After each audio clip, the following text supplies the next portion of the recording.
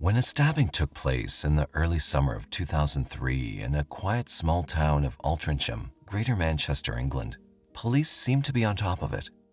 However, in a shocking turn of events, as the truth unfolded in this bizarre case, things were not at all what they seemed. This case is a prime example of how even the most seemingly straightforward cases can have the most shocking surprises in store. This goes to show that in the world of crime, truth is often stranger than fiction. But what really went down in this case? And what was the insane truth veiled under all the lies? Today we delve into a case with the most insane twist you've ever heard. But first, if you still haven't subscribed to our channel, please hit the subscribe button and press the notification bell below. Let's dive in without any further ado. Altrincham is a bustling town located in Greater Manchester, England. With a rich history dating back to the 13th century, the town has a mix of modern amenities and charming historical sites. Well known for its outdoor markets, Altrincham offers a range of handmade artistries and street food. The town centre is filled with a variety of shops, cafes, and restaurants, making it a popular destination for visitors and locals alike. Altrincham is also home to several parks which are perfect for picnics and recreational activities. However, Altrincham is also the place where one of the strangest crimes in history took place. Just before 8 p.m. on Sunday, a scorching summer day of June 29, 2003, the police were called to an alley behind a row of shops in the Goose Green area in Altrincham, a town in Greater Manchester, England, where a stabbing had taken place. They arrived on the scene to see a 14-year-old teenager fighting for his life, bleeding to death after receiving multiple stab wounds. Standing close by was a 16-year-old boy who'd been the one who alerted the police to the crime. He introduced himself as a friend to the victim, who was at that point lying there in a pool of blood. For the sake of this story, we'll now refer to them as John, the 14-year-old victim, and Mark, the 16-year-old friend. Their real identities were never made public due to their young ages. John suffered 2 stab wounds, one in the chest, which was comparatively more shallow, and another in the abdomen, which was 6 inches deep. A large kitchen knife, covered in blood, was laying on the ground a few feet away from John. While John was on the brink of death, paramedics were fighting to keep him alive. Within minutes, he was taken to the Wythenshawe Hospital, while police commenced their search for answers. Police began the investigation by interviewing Mark, the only witness to the crime. Still sobbing and hysterical from what he'd just witnessed, the 16-year-old told police that he and John were walking down the alleyway of Goose Green sipping soft drinks from a nearby McDonald's when they were attacked by an unknown man. The man tried to grab John into the alley and stabbed John 2 times during this unprovoked attack before running off. Mark stood there watching and quivering in fear. Mark described the man to be possibly in his early 20s, wearing a black hoodie and black jeans with a baseball cap. John was admitted to the hospital with life-threatening injuries. The 6-inch stab wound in his abdomen pierced his kidney and liver. Blood pooled inside his body cavity, and this restricted the movement of his diaphragm, which stopped the functioning of his lungs. Surgeons were forced to remove his gallbladder. On the operation table, the boy's heart stopped 2 times. After barely escaping death, John thankfully survived the attack. But for days, he lay in a hospital bed, placed on a respirator, and carefully monitored. The community was shell-shocked in the wake of the incident. The alley of Goose Green where the stabbing occurred lay off Stamford New Road, close to a shopping mall in the prosperous Manchester suburb of Altrincham, where, other than an occasional shoplifting, crimes simply didn't occur. Naturally, the whole town went into panic mode, thinking that a predator was at large roaming around the town in search of young children. The stabbings were also heavily publicized in the local media. Police shared the description of the attacker and urged the public to provide any significant information they might have. Multiple newspapers were reporting the alleged sightings of a man who fit the description of the assailant. However, nothing came of these alleged sightings. Investigators were concerned that with no clue to suggest the motive for the attack, the assailant might strike again. Even with all these concerns, the investigation was like any other. Investigators knew that they needed more evidence than the vague description of the man. While still appealing for witnesses to contact them, authorities seized hours of CCTV footage of the surrounding area, hoping that a camera would have caught a glimpse of the hooded knifeman. Luckily for them, one closed-circuit camera at the base of the alley had recorded all the foot traffic, including the two boys. In the footage, the two boys were seen going into the alleyway 25 minutes earlier than the alleged stabbing. Although the actual stabbing was not captured, both Mark and John were seen most of the time. Shockingly, they found out that no hooded man ever entered the alleyway. It was at this point that the seemingly straightforward case became one of the most unusual cases to go down in history. Within 10 days of the incident, the case had taken a complete turn. The suspicion was now on Mark, the 16-year-old boy who was initially considered the lone witness of this horrific stabbing. It was apparent to the investigators that John was not stabbed by any hooded knifeman, but by his own friend, Mark. But there were more questions than answers. Why would he attack his friend? When Mark was confronted by the investigators with the CCTV footage, he changed his story and admitted to stabbing his friend. But no one could have anticipated what he told them next. He claimed that he'd been recruited by a supposed British agent who worked for the Secret Service. This supposed agent persuaded Mark to kill his friend over an internet chat room. He'd been given detailed instructions on how to commit the crime.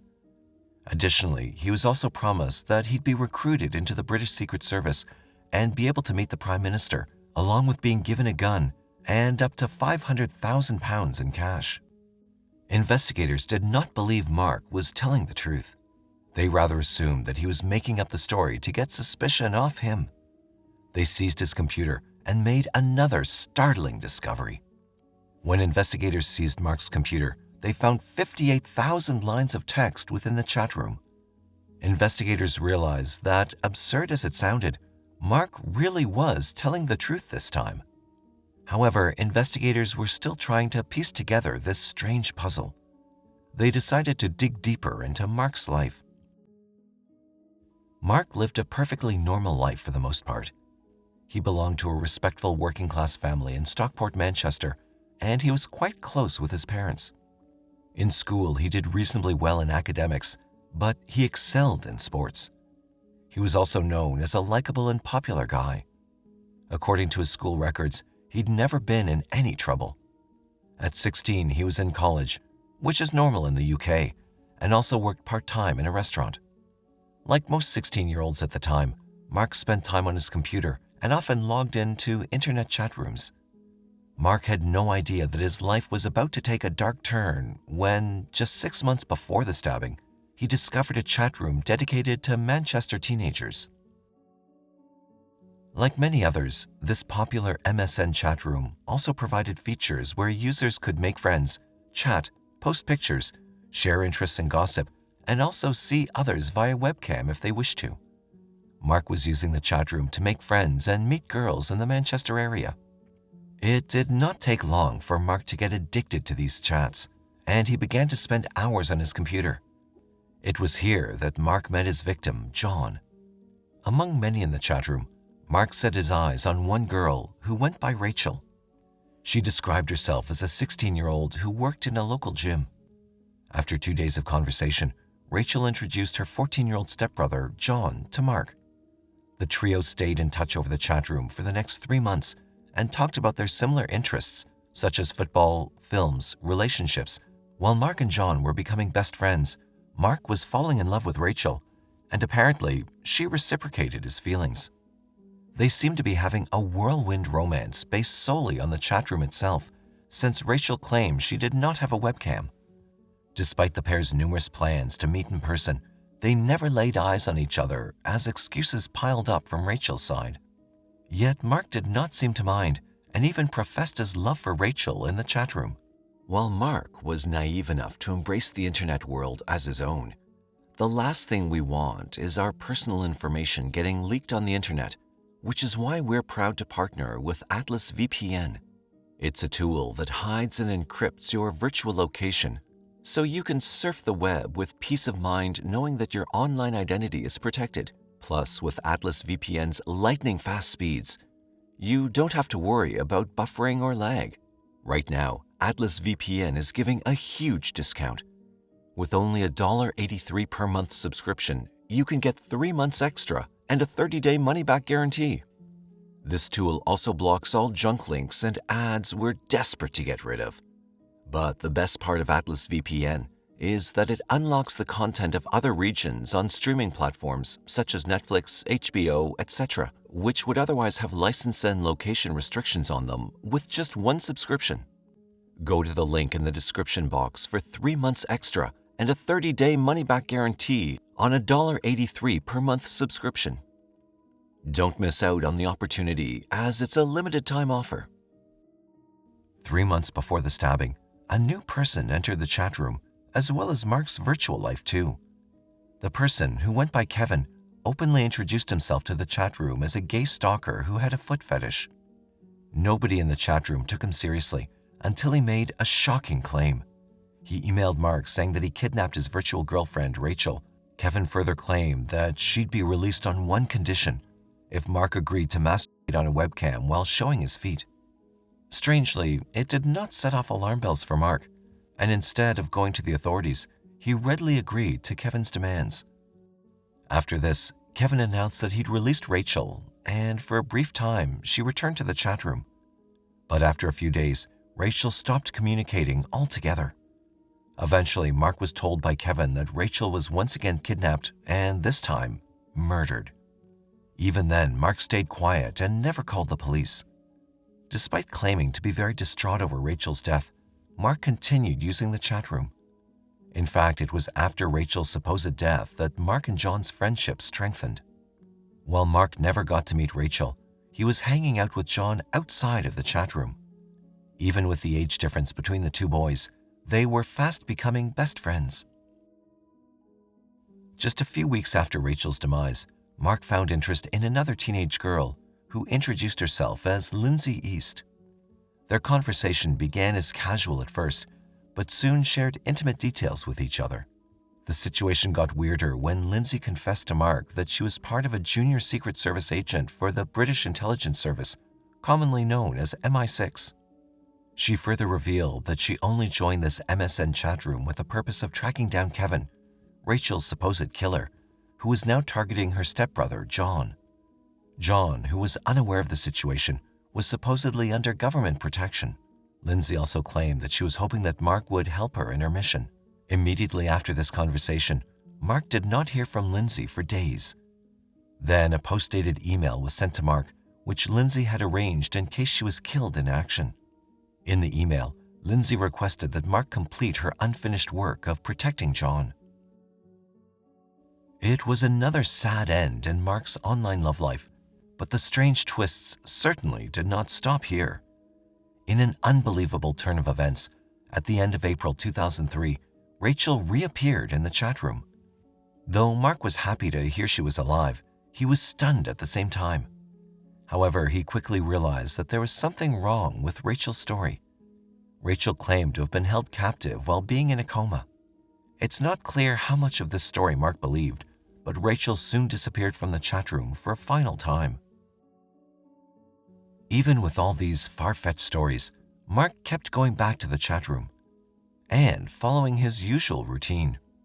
He then found himself engaged in a conversation with someone who went by the name Janet Dobbinson. However, unlike the previous instances, this time the woman was not a teenager. She introduced herself as a 44-year-old attractive married woman living with her husband and 2 children. To the outside world, she was a real estate agent. However, she revealed to Mark that she really worked as a spy for the British Secret Service, similar to Lindsay, but in a much higher position. In fact, she claimed to be the 3rd most powerful woman in England. Always writing in capital letters, Janet made her intentions very clear from the start, that she was not there for any adolescent conversations, but to recruit a teenager in the Secret Service. In her words, Mark perfectly fit the description for that role. But as per her demands, Mark needed to prove his worthiness and loyalty before he could be taken to London for his MI6 training. Although Mark was skeptical of the job, he could not refuse such a lucrative offer and went along with Janet's game plan. Janet told Mark that as a part of his initiation process in the MI6, he was required to secretly work as a bodyguard for Manchester teen and a fellow MI6 operative, James Bell. He was instructed by Janet that James should never know that Mark had been tasked with keeping an eye on him. Being a James Bond fan himself, Mark was delighted to work as a part of MI6, but he was still curious to know what made James so important. To answer that, Janet told him an elaborate story about a secret safe hidden at the bottom of the Atlantic Ocean that only a few countries knew about, but only the Queen of England had the combination to open. Since the Queen was not physically capable of opening the safe, she entrusted the codes to only one other person, and that person was James Bell. However, Mark was about to get yet another shock. He soon learned that James Bell was none other than his best friend, John. Even after this shocking revelation, Mark did not say anything to John. Instead, he started to spend more time with them in order to fulfill his duties. They were even having sleepovers more often. Meanwhile, Mark reported all his actions to Janet back in the chat room, and she was satisfied with his progress. Mark's next assignment was to get John out of the school without raising suspicion, and he was able to complete that task as well. Within a few days, Janet was ready with another assignment for Mark. His last task before being officially recruited by the MI6 was very odd. He was told to have an encounter to make John look gay. However, Janet refused to elaborate on this plot, but warned him that his failure might affect national security as well as losing her job. Soon after, Mark told Janet that he and John had watched pornography together. He was overjoyed when Janet informed him that he'd been officially appointed as a spy. However, his first mission was nothing he could have ever expected. Janet ordered Mark to kill John. The same John she'd instructed Mark to protect all this time. His best friend. Mark could not believe it. At first he considered that Janet might be testing him, but she was adamant that the country was depending on him. She said that John was planning a school shooting or something similar to that, which made it necessary for the British government to get rid of him. When Mark protested that he didn't want to murder his best friend, Janet reassured him, saying that it wouldn't be murder in John's case. Janet told Mark that John was suffering from a terminal illness and killing him would be a mere mercy killing. As a reward for the successful completion of Mark's assignment, Janet promised him that he'd receive £80 million in cash, meet the then PM Tony Blair, the Queen, and receive sexual favors from Janet herself. Mark even had been given a code name, 47695, as well as an abort code, 6969, in case the mission was to be cancelled. Janet even went on to outline specific instructions regarding what kind of knife Mark should use, what boots to wear, and the location where he was to carry out his mission. Although Mark agreed to do the job, he still had his doubts.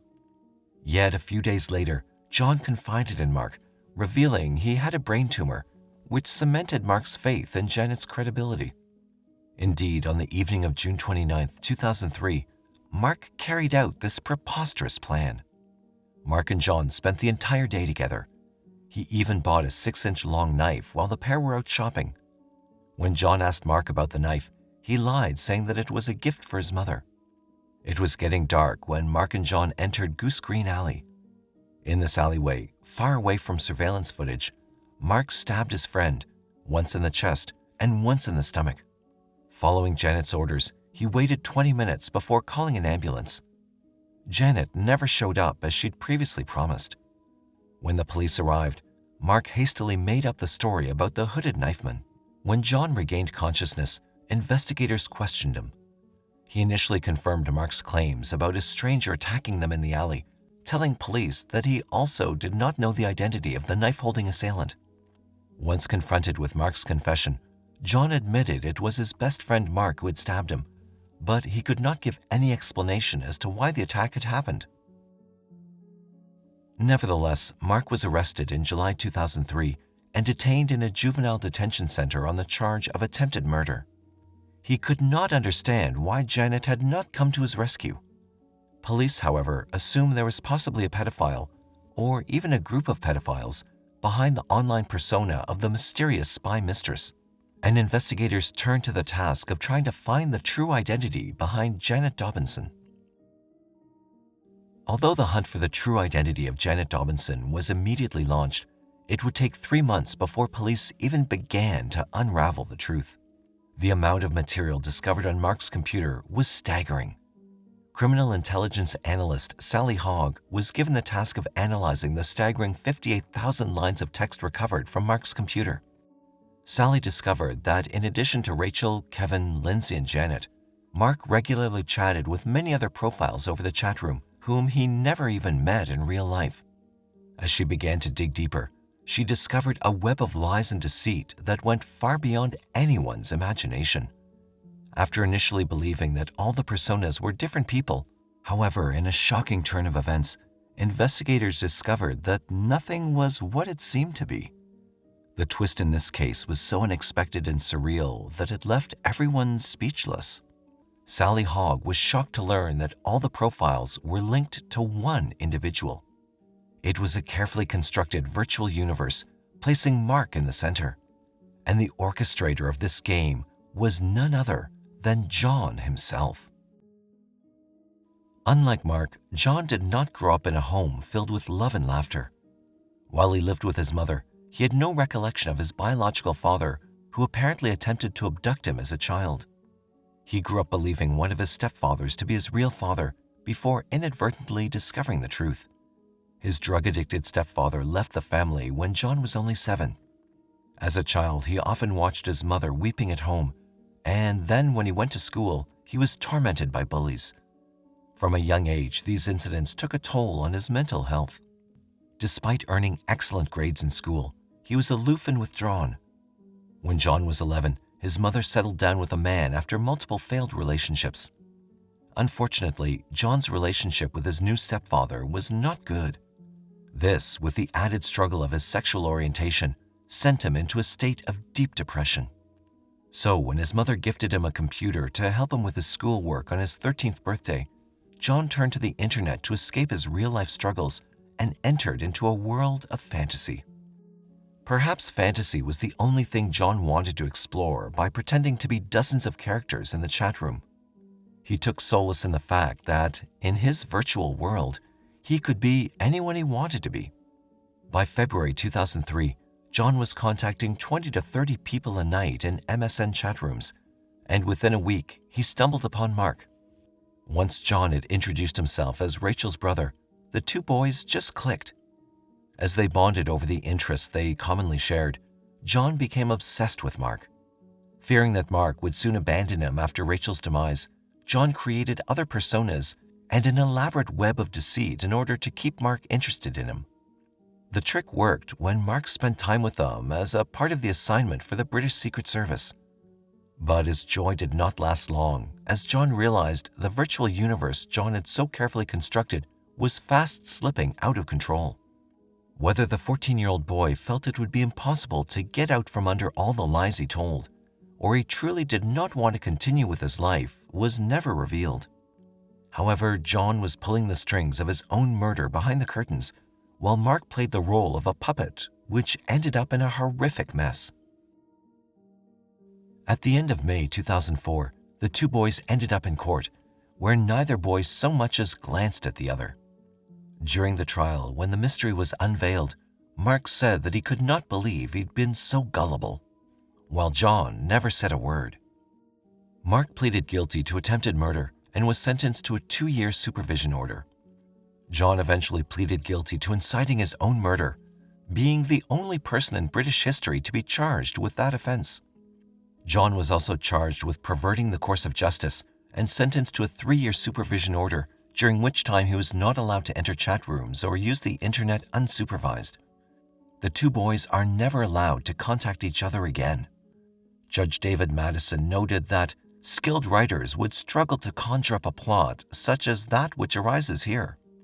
The judge further added that under normal circumstances, the crimes would have resulted in extremely lengthy jail sentences. However, the circumstances could not be described as such, and he believed time in prison would not be beneficial to either boy. As of now, Mark would be 32 and John 30. Their true identities are forever protected. The twist in this case was so unexpected and surreal that it left everyone speechless. It's one of those rare cases that makes you question everything you thought you knew about human nature. Have you ever heard a more puzzling story than this? Let us know your thoughts in the comment section. Don't forget to like, share, and subscribe to our channel for more gripping true crime stories.